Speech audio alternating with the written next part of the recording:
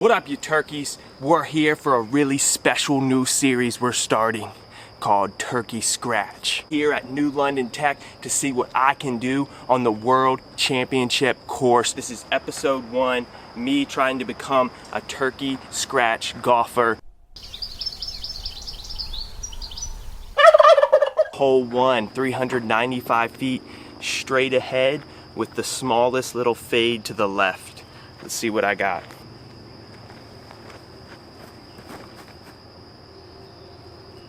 Come on.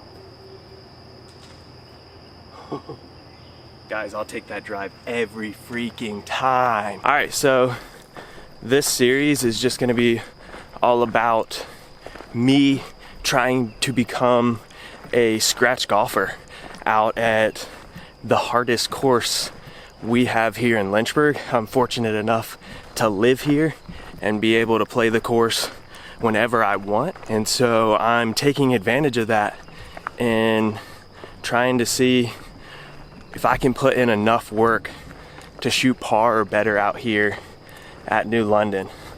I just had such a great drive for myself on hole 1. I've probably only had one other drive in the past that was like close to being as good. So let's check it out.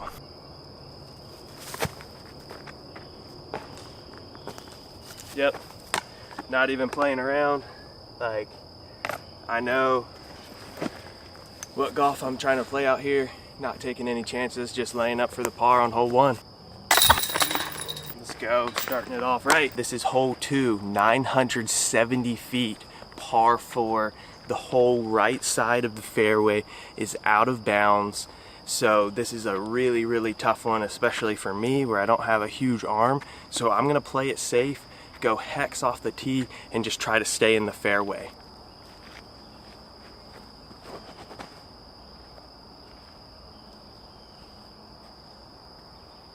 All right, exactly what I was hoping for, right in the middle of the fairway. We're keeping it going, baby. This series is gonna be a little bit different than the other stuff we've been making on Wild Turkey Disc Golf. That other stuff has been like super goofy and fun, but this series is gonna be a lot more serious and just me trying to become a better disc golfer, trying to accomplish a goal. Last year when Hunter at Foundation Disc Golf did the Break 68 challenge out here, it was just super inspiring to me, not only to just improve my own disc golf game, but to take advantage of the opportunity I have to play this World Championship course and see like, what am I capable of doing if I put in the time and effort to just come out here every week and try to improve my game, try to get down to shooting par or better out here. Currently, my best round I've ever had was 13 over, and I finished with so many unnecessary strokes out on the course, so much room for improvement where I know I already am capable of playing better. And so I'm really stoked to get this series going. We still got a long ways to go on this hole.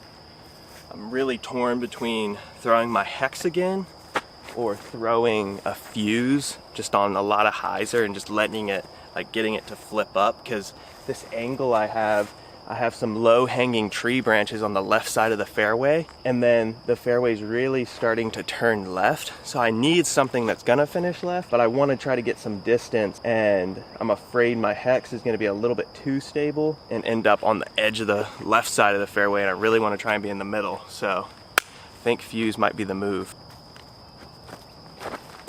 Oh, frick, dude. That was so bad. And here we are. The journey begins of learning in the past what you should do and deciding to do different things that really screw you over, because I knew better than to throw a flippy disc on this hole. Alright guys, this turtle is here right where my disc went out of bounds. And this guy's here to just tell me, like, it's a sign. This is a slow and steady race.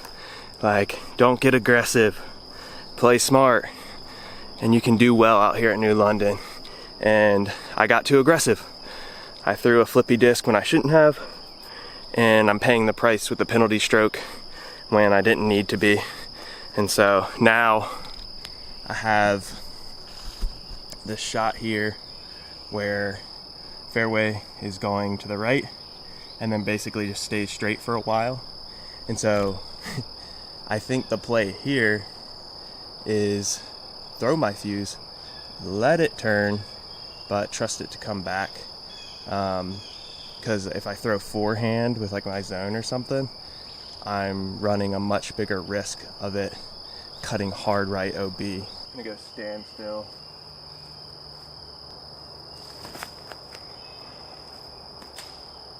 Come on, shoot. Oh, and there I am being scared and not putting enough anhyzer on it. All right, I'm gonna give it some height on anhyzer with my Z zone here. And get it down there. Come on, come on. Hopefully that didn't cut roll. If not, I'm in the middle of the fairway. We're already experiencing what New London can do to you so fast. I'm not coming out here expecting to absolutely slay my first round of this series, but I made a classic mistake and I'm paying for it, but I need to just not try to make up for these strokes on this hole and just like finish out playing smart.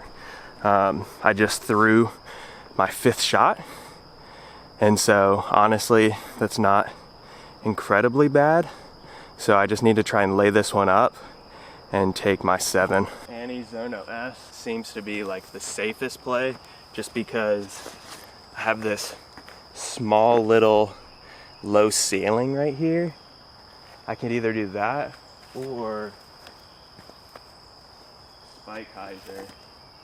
Honestly, spike hyzer is not a terrible idea because I don't think I'm gonna get like as much, like I feel like the Annie Flex has a lot more potential to run away, like just run wild on me, where spike hyzer, I think I'm gonna be a little bit more accurate on my distance. Oh, bro. Sit down. Distance was perfect. Definitely yanked it a little bit, so I'm further away from the pin than I was hoping, but still should be an easy putt. Let's go. 7 on a par 4. Not ideal, but I've honestly done a lot worse, so we're taking it. One of the other things I'm excited for this series is it's gonna be a lot of just good walking and talking, and just an opportunity for me to tell you guys about who I am, how I got into disc golf, what my background looks like. So it should be pretty neat, pretty cool. Buckle up, because it's gonna be a ride of some sort. Hole number 3, 385-foot par 3. It's straight down this fairway and then it fades to the right. I'm gonna be going flip up forehand with my insanity. Trusty, trusty, trusty. Keep flipping, come on. All right, it hit a tree and kicked left. I'm hoping that it wasn't enough to go OB. If it's not, it should be a really, really easy layup for par. Just threw a decent shot as long as it didn't kick too far to the right. It was like, when it landed, it was skipping forward, not too harshly, and it just like clipped the right side of a tree, which sent it right. And now approaching and seeing the OB line, I'm not feeling incredibly confident that I'm still safe, but there's definitely a chance, and we're gonna find out here in a second. Guys, this really sucks. Like, this is ridiculous. All right, so this OB is shooting back to the left here. Okay, flags are going left. It's literally coming out to a point where my disc is and then shooting back to the right again. And so my disc is literally sitting out of bounds by 2 feet on this little peninsula that's incredibly frustrating. So, yep. Don't really have many options here. I like pretty much can't even run it. So I'm just gonna lay up, take my bogey. No! Not what we're hoping for, but here we are. So now we really gotta make a real deal putt just for bogey. Not ideal. Last night I was doing a little practice putting in the backyard, and my putt, you guys are gonna see, is my absolute weakest part of my game, and I'm constantly like messing around, just doing straddle putt, then staggered stance. Last night I was working on some like ante putts, and they were really working well for me, and so especially at this distance, that's what we're gonna be going with today. No way! Woo! Honestly, not incredibly disappointed with that. I'm thankful just to hit the chains, because that kind of distance for me is like super tester, and so I'm not gonna cry about it. Gonna be tapping in for double bogey, which, you know, is what it is. Certainly wish it was a different story, but we're 5 over through 3, and sometimes that's just how New London goes. Walking up to hole 4 with some confidence. I've birdied this hole. It kind of fits my strengths. For me, it's just a flip up forehand hyzer with the trusty insanity, man. The pink and orange insanity. She is my ride or die right now. And so we're gonna put her to work today and hope for the best. Hole 4, 286 feet uphill. Basically where this bendy tree is up here, that the pin sits to the right of that. And so if you can just flip up forehand hyzer straight down the gut, push with a little bit of a finish to the right, you're gonna be sitting pretty. Sitting pretty, baby, come on. Oh, wow. I said flip up, but I did the slip up, faded early right. Usually there's a kind of just tree tunnel. A lot of times you can go down, but more technical shot than I was hoping on this hole. All right, so my disc golf story, it's kind of typical in some ways with COVID golfing, but also I'm not just a straight up COVID baby golfer. I grew up playing ball golf, always loved the pace of play, being outside, just moving slowly, you know, playing chess on the course, just being smart, making decisions, strategy, all that stuff.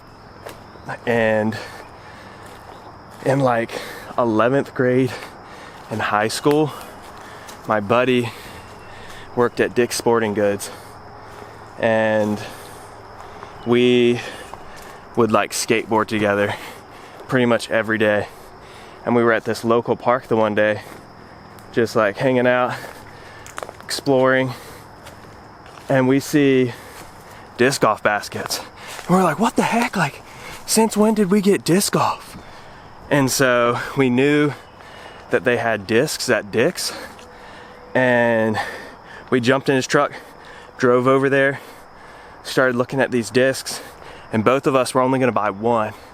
And so I was like, oh shoot, well, if we're only getting one disc, of course we're getting the freaking max distance driver, because we want to throw far. And so I don't remember what he picked up, but I picked up a DX Innova Wraith in highlighter pink. It was sick. And we would play disc golf with our distance drivers, have the best time, do trick shots, all that stuff.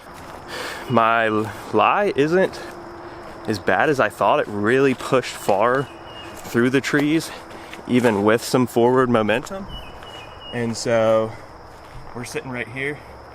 Basket is right up here.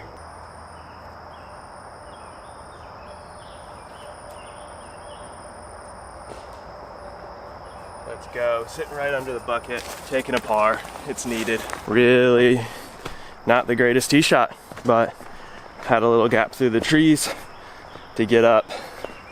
sit it right underneath the basket. So we're gonna be taking our par, keeping it at 5 over, you know. Let's keep playing smart. Keep playing smart, because I've been playing so smart this whole round. Let's turn things around, you know, play par golf, because ultimately that's what we're wanting out here. Par golf with a few birdies sprinkled in here and there. Back to my disc golf story. So I started messing around, throwing a disc. Must have been like 2010 into 2009, something like that. And then went off to college 2011. And like, so basically from when I started up until 2020, disc golf was very much so just a recreation thing. Go out, do it with my brothers, do it with friends, do it with guys on my hall, like a couple times a year. And so, you know, we weren't doing it every day. And so it was just like, you know, sporadic. Definitely not serious. Had no clue what I was doing. Like I already told you, I had one single DX Wraith, and so clearly had no clue what I was doing. Hole 5, 708 foot, par 4. All right, so this one, another insanity, a little bit more stable. Forehand hyzer. We're just shooting this left side gap on a tiny bit of hyzer, letting it push out, and then it's gonna finish right on the hillside. And so it's kind of like layup, layup, layup, take your par is the ideal situation here.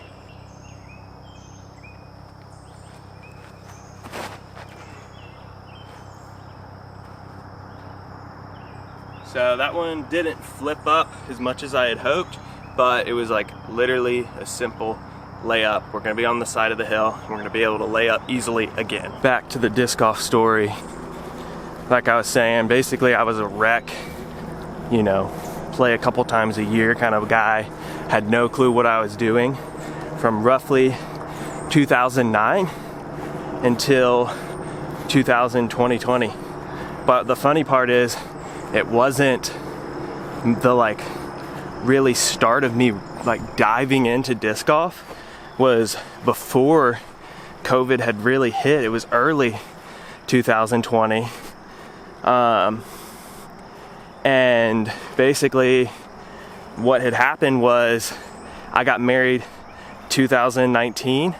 My wife absolutely loved ultimate frisbee, but it's not easy to just go out, play a game of ultimate. Like, you need some people to do that.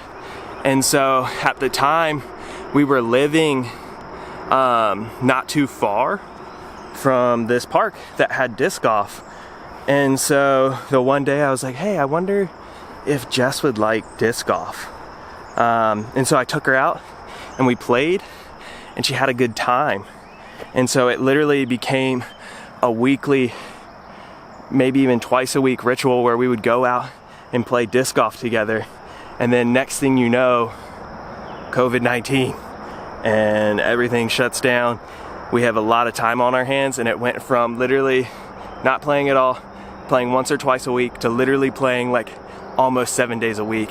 And I dove in head first. So we're just gonna be throwing another forehand with my insanity on some hyzer.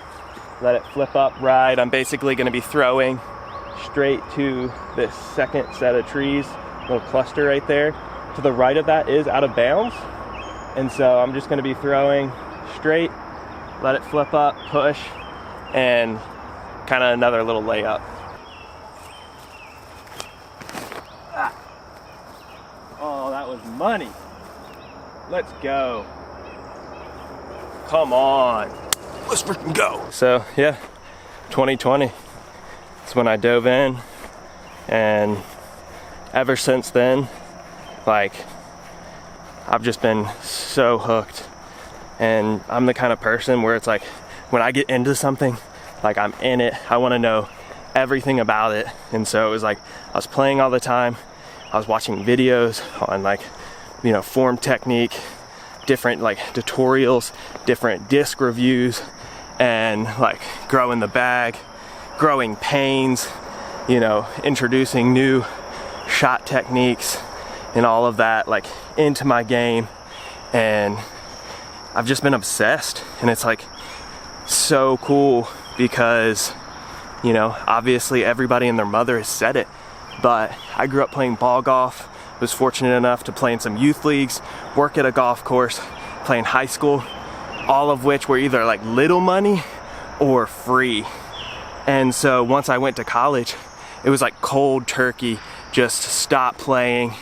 And so disc golf has literally like brought me back to be able to scratch that itch and do it affordably.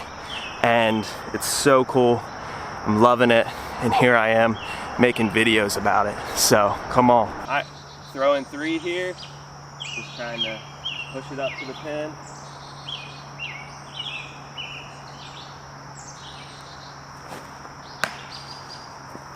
That was so bad.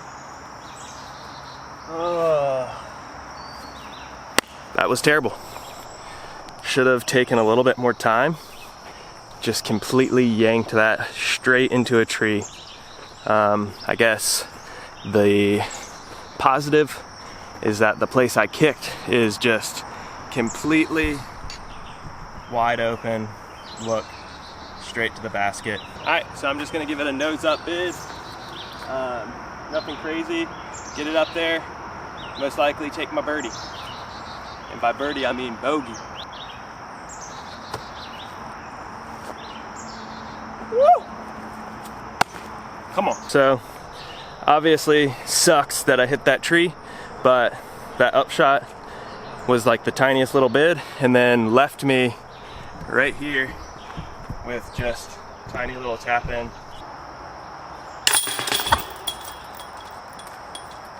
And just like that, we're 6 over through 5. So, you know, 1 stroke off from playing bogey golf, going into the most difficult hole on this course, hole 6, par 5, over 1,200 feet, I believe, OB, trailing the whole right side of the fairway. This is such an easy hole to just really screw yourself over and take a massive score. So yeah, 1,275 foot, par 5. So basically it's gonna be shooting straight, as you can see here, straight, and then you're just trying to lay up right before this tree wall. Hole 6, super, super, super, super tough. We already talked about this. I'm just gonna play hex off the tee, little bit of hyzer, let it flip up, let it get up there, and it's just like a layup. This hole is all for me. I'm not skilled enough to like drive and push hard. It's just like a bunch of layups. So we're gonna try and play smart, get this bug off my lens, get out of here. Play smart and not take a 12, because I've taken a 12 on this hole before.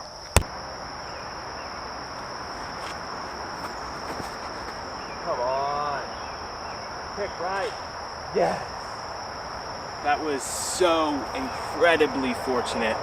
The disc was tracking to enter into the woods and basically give me just a pitch out, most likely.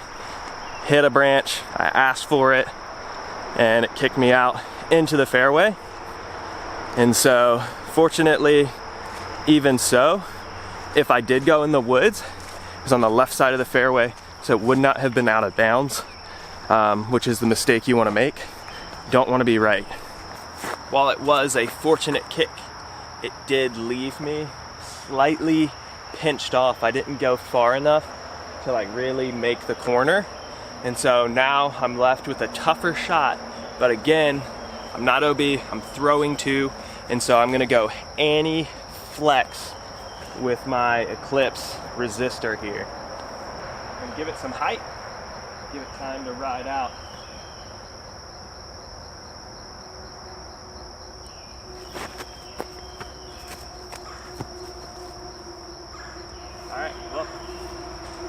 it too much height.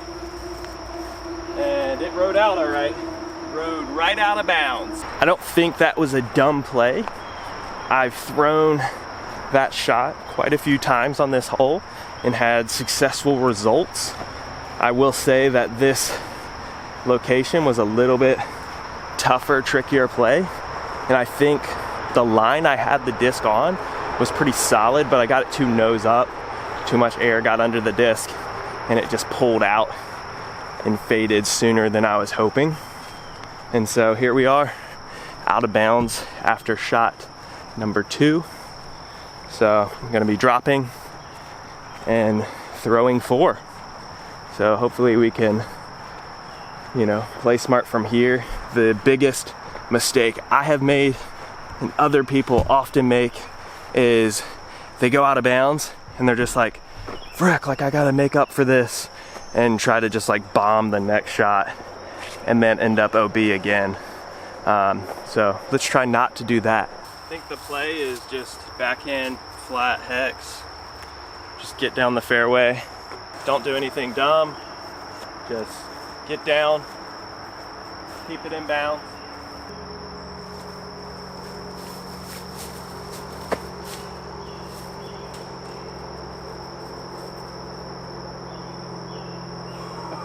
Oh, wow, that was so fortunate. So threw it, kind of ripped it over a little bit too hard. It literally fades out into out of bounds. Is like cutting through tree limbs and stuff, and I'm just like, please, please, please come back. Cuts back, it's probably inbounds by like 2 feet. Continuing this disc golf story. So 2020, when I was like just really diving into it, at that point in time, I was the head ski and snowboard coach at Liberty University, worked full-time at the Snowflex Center, and so like my life was basically revolving around the ski and snowboard world. And anytime I had free time, I was out on the course. I was on the course playing. That was like my hobby. That was my, you know, just stress relief. Get outside, have fun, play some disc golf. Yo, like literally not even 2 feet in bounds. Like, look at this crap. Flag, flag. Like, this thing's like a foot in. Thank you, Jesus. Like, whoo, come on. Like, so close to being OB, but it's not. All right, so kind of analyzing the situation. Not the easiest shot, but considering I didn't go out of bounds, I'm taking it all day long. Pretty sure I'm just gonna go flat hex again and just push down further, advance down the fairway.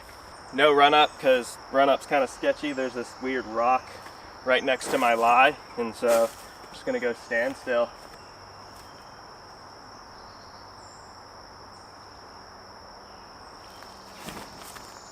Oh, buddy, come on. I don't think I could have done any better. That was pretty much everything I had and all I needed. Yeah, so basically from 2011, when I went to college, up until this year, I was just head first, all in, hardcore snowboard culture world. Like, I was an athlete in college competing on Liberty's team, and then ended up post-college becoming a coach. And so I was an assistant coach for a couple years and then became head coach. And so like I had a full-time job working at Snowflex, running ski and snowboard programs, and then a part-time job on top of that, coaching the ski and snowboard team for the school. And so I really didn't have, you know, very much free time for disc golf. And so I was happy to get out like once a week and play. Like, that was awesome. But these last few years were just tougher, like coaching the team, because I had a kid, so I have a family now, and it was just harder to be on the road. And so then last summer decided to step down from the head coach position, give myself more time to be with the family. And I was still an assistant coach, just investing a little bit less time with the team. And now I'm stepping back entirely just to be here with the family to support them. But that's also giving me more free time to really just like dive in head first with this disc golf stuff. And so here I am out here filming disc golf content. So yeah, let's go. After that last shot, I was left with this, just, I don't know, 200 feet or so into the pin. There is this OB area, and so I have to make sure I avoid that. And so I'm just gonna go backhand with my Envy and just try and lay up on the green. Oh! All right, early release, but got across, looked like it hit and kicked right. So I think I'm safe technically on the green. That was my 6th throw. Not terrible, you know? Like, this is such a monster of a hole. Like, I've easily taken 12, taken 10. So if I can just lay up here and take an 8, I'm really not gonna be losing sleep. Really not. But depending on my lie, you know, I might even have a little bit of an opportunity to run it, but we're gonna find out here in a second. Oh shoot, okay. So definitely got a little kick out. Envy sitting right there, pin's right here. So we'll see what we can do here.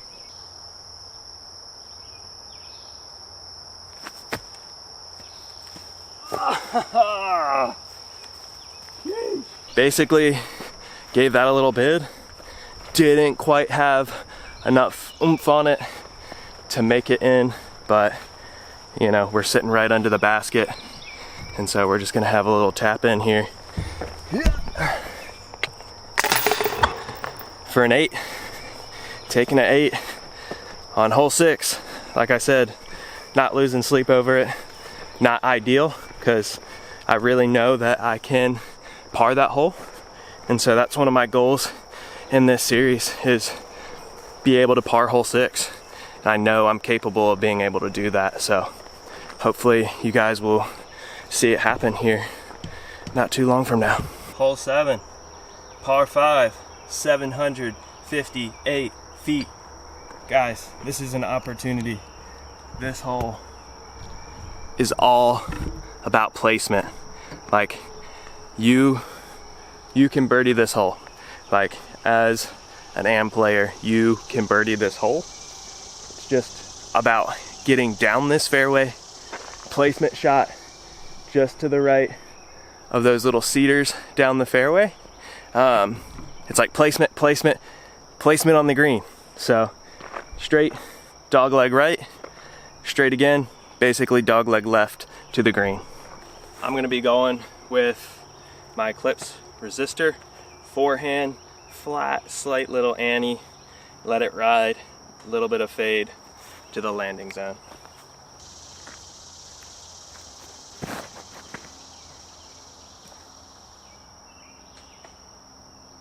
So that definitely faded a little bit earlier than hoped, but it hit some trees.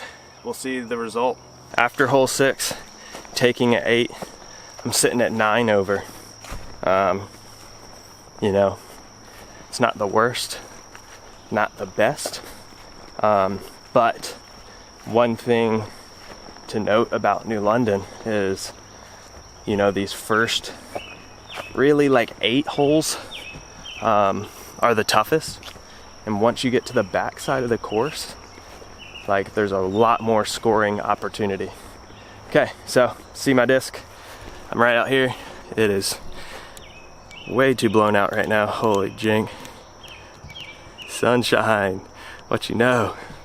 All right, so landed right out here in this opening. Basically, next shot, I'm just gonna be going up the hill here through this gap and trying to lay something up and then going for the green. All right, so after kind of looking at my lie, I'm pinched off on this right side, and so I'm gonna try and go anti-flex backhand with my Buzz OS. Wait, come on, just drop. All right, so definitely not very well executed. Gave it way too much nose up angle and ended up on the edge of the trees, left side. Depending on the lie for this next shot, I might have a little fun opportunity that I've done in the past, which is basically just going tomahawk over top of everything, just to the green. But it really just depends on how far down this fairway I got, how deep into the trees I am. Where am I? Yikes, that's not happening. Oh crap. All right, you know the shot's bad when I have to go handheld. We're sitting in here like a good 5-6 feet into the trees. No opportunity to go like tomahawk over the head. And so unfortunately, I'm just gonna have to pitch out, but did not go OB at all. And so, you know, sometimes you just gotta pitch out and play it safe. That was absolutely horrendous. Burned it over. Forehand freaking cut roller. All right, so birdie is out the window. Still an opportunity to get onto the green and take par. And so gotta hit this smallish gap out here. And you're better to go right than left in this situation. And so I'm gonna go with the flippy fuse and just easy, nice, easy shot, try and get up onto the green.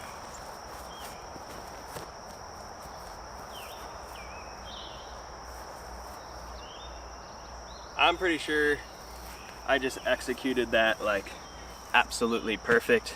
And that is the beauty of the fuse. Like literally didn't even turn my head back, just kept it looking nice, easy. Annie pushed it up there. Beautiful. Oh yeah, great shot. I'm like 8 feet from the pin. Just gonna do this little creek crossing here. Cross the creek. Hopefully I don't slip. No slipping today. This is a beauty hole. That shot felt nice. It was nice to have a good clean throw after that stupid little forehand shenanigan I just did. So we're just gonna have tap in here for a 5. All right, taking par.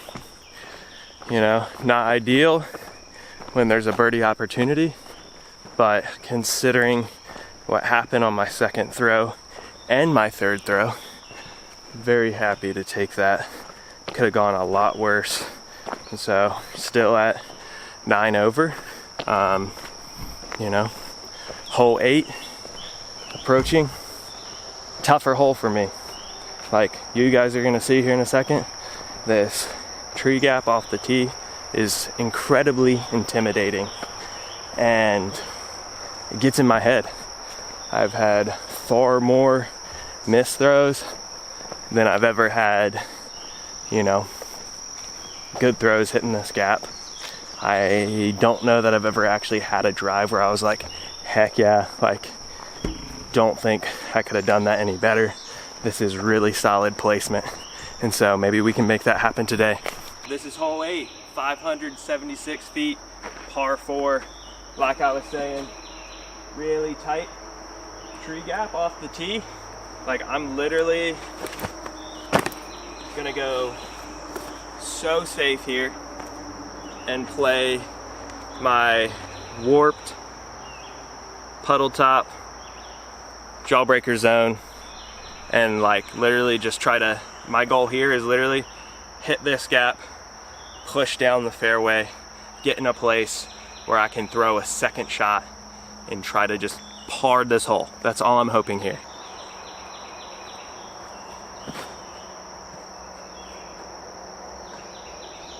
Yeesh.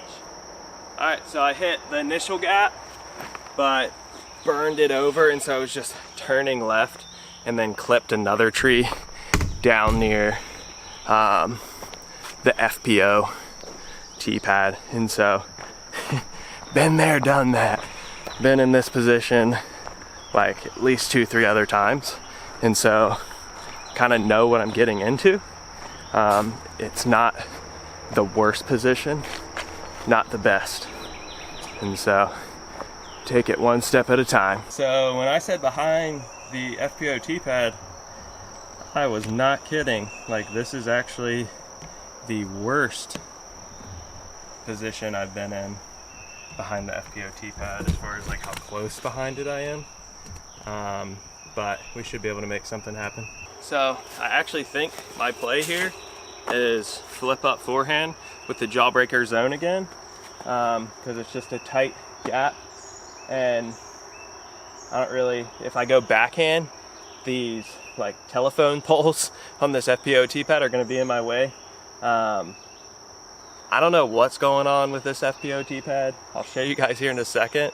The front is like pretty sketchy. I cannot imagine these players going to be happy with this thing unless they make some changes before Worlds. Ah!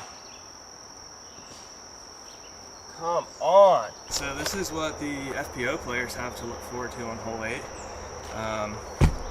You either go right side of the tee pad and just run down, you know, the rocky red clay, or you go left side down the tee pad and fall down the rocky road. So, hey, you know, choose your path, right? Not too much of a look here. I'm just trying to pitch out to get back out on the fairway. Come on, miss it. Shoot. No words. Number 1, zone OS was probably more than I needed on that. Probably should have just went normal zone. I just didn't take my time, getting a little tired. So got to focus a little bit more, make some better shot decisions. We're gonna go jawbreaker zone, up the little window here. Widowmaker. All right, we at least advanced down the fairway and didn't hit any trees, so throwing 5 here.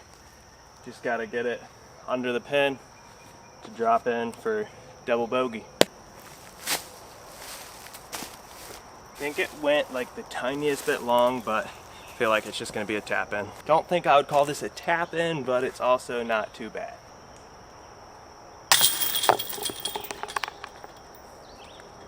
Guess I should have called it a tap in, so I actually made it tap in. Not really too surprising. Like, hole 8 is usually a little bit of a booger for me. A booger. Really should have made that putt. That was not very long at all. Maybe like 15 feet. Missed it left. Guess I didn't commit to it. And so instead of taking a 6, ended up taking a 7. Not exactly where I want to be going into hole 9, but here we are. Hole 9, 1,234 foot, par 5. This is another one that's kind of like placement. It's not insanely hard. The fairway's pretty wide. There's this like little valley gully thing you got to get over. So I'm going to be going flip up with the insanity, you know? No reason to do anything more. Just need to get up and over.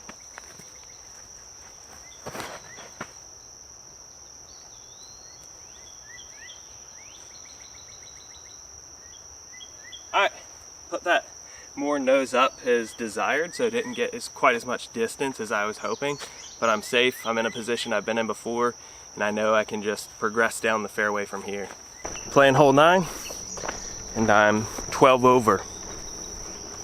I've been in a worse position before. I really started playing New London longs here in the last couple months, because Jason from the Foundation Warehouse invited me to join him and Brad and Nate for a flex start at New London Longs. And I was like, dude, I have not played New London Longs since they put in the short pads. Like, why would I? And so started playing New London Longs in preparation for that tournament and was really enjoying it, and am now like super motivated to just try to shoot par out here. All right, pro tip for you kids coming to Worlds: hole 9, the right side of the fairway. They got drink stations, dude. Like literally this one, you just scan Venmo. There's another one right up the hill. This one, like water and snacks are $1. Gatorade's $2. Pretty sure the next cooler, everything in it, snacks, Gatorade, water, whatever, $1. Pro tip, get your drinks on hole 9. Being in this uphill position here, I'm just gonna literally go forehand anti-flex with my force. Just literally push down the fairway, put it on plenty of anhyzer so I can drift out to the left, get away from out of bounds, and then come back, finish to the right, hopefully pretty much center of the fairway. Oh, buddy. Another terrible shot. Just really ripped it over, kept it low, and then buzzed the edge of these like pine trees over here. I think I'm still in like an okay position, but definitely not ideal. Might not be the smartest play, but with the angle and everything I got here, gonna go first ever shot with the Fission time lapse.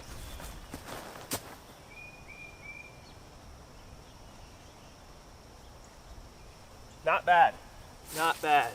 Not gonna lie, I was really expecting to get a little bit more glide out of that, but I don't know if it was the wind or me just being a weenie arm, but didn't get huge distance, but it was a fine shot.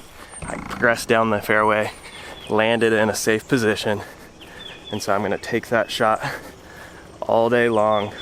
All right, so I'm gonna be throwing 4 here. There's still a chance for me to take par, but just really need to execute this next shot.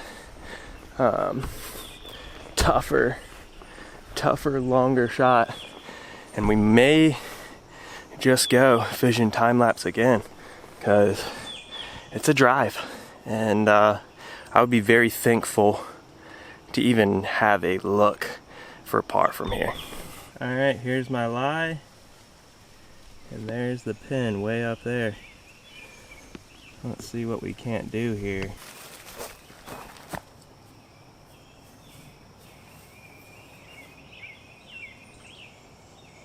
Well, that went straight. Kind of burned it over a little bit, didn't have the finish that I needed, but I think I'm like short enough of the pin, it doesn't really matter. So hole 9 is like one of those holes where it's like, I've parred it before, I know I can do that. But I think if I threw like everything, just like really great, good distance shots, I think I could have like circle 2 look for bird. I think I'm capable of doing that. Because here, first shot, okay, you know, not terrible, not the most distance I can get by any means. Second shot, absolutely not great, you know, I probably could have got double the distance that I got. Third shot, pretty decent. Fourth shot, so, and even still, I have a circle 2 look for par here.